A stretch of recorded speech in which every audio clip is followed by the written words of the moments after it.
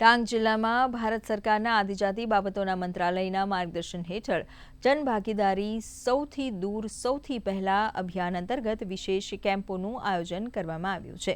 તારીખ 19 મેથી 25 મે દરમિયાન યોજાનારા આ અભિયાન હેઠળ આજે આહવા, વઘઈ અને સુબીર પ્રાથમિક શાળાઓ ખાતે કેમ્પ યોજાયા હતા। આ કેમ્પોમાં આરોગ્ય તપાસ, આયુષ્માન કાર્ડ, વૃદ્ધ પેન્શન, દિવ્યાંગ પેન્શન, ગર્ભવતી મહિલાઓ માટેની સેવાઓ, આધાર અપડેશન સહિત વિવિધ સરકારી યોજનાઓનો લાભ ગ્રામજનોને ઘર આંગણે આપવામાં આવ્યો હતો।